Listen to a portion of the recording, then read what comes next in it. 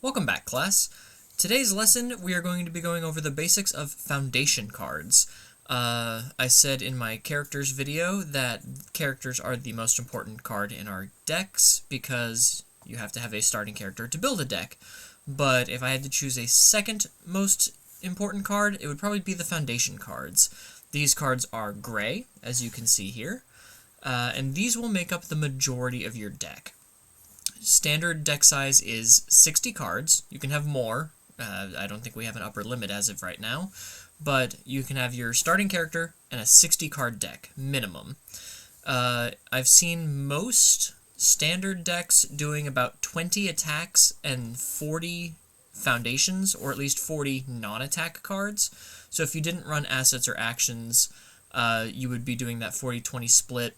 Usually 2/3 of your deck is going to be these foundation cards.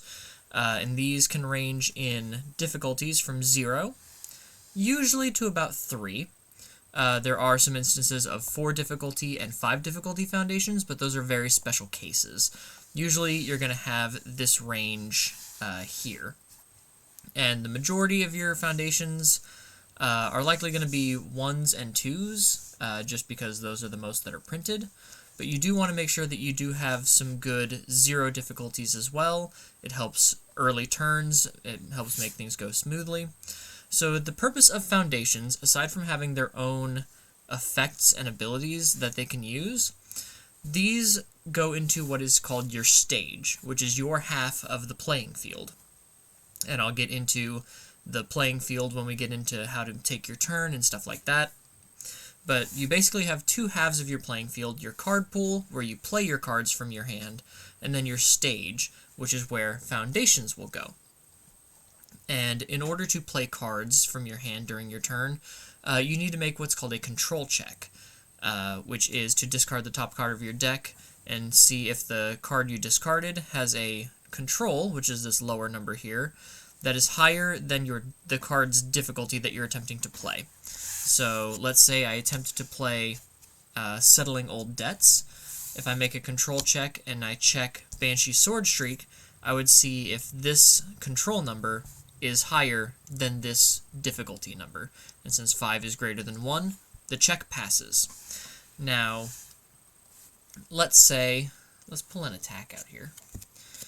Let's say we're attempting to play Shapeshifting Decoy, and you make your control check, and you check, what is this card called? Reluctant Retreat. This has a control of 4, and you're playing against a difficulty of 5.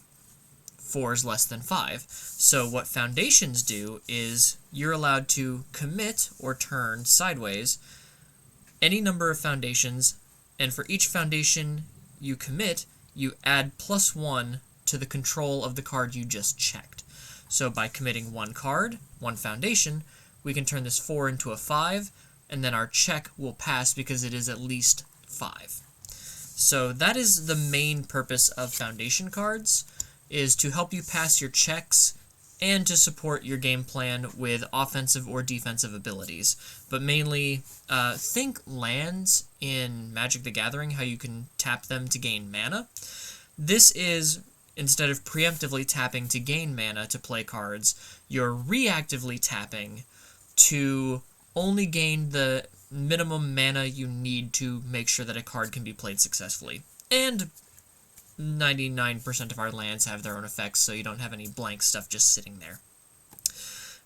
So, yeah, that is the basics of foundations, the bare basics, obviously, without getting into more terms that we won't necessarily know yet.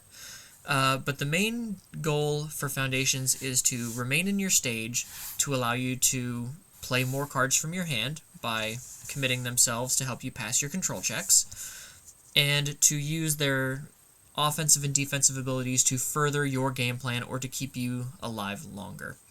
So that is the bare basics for foundations, and I will see you in the next lesson. Class dismissed.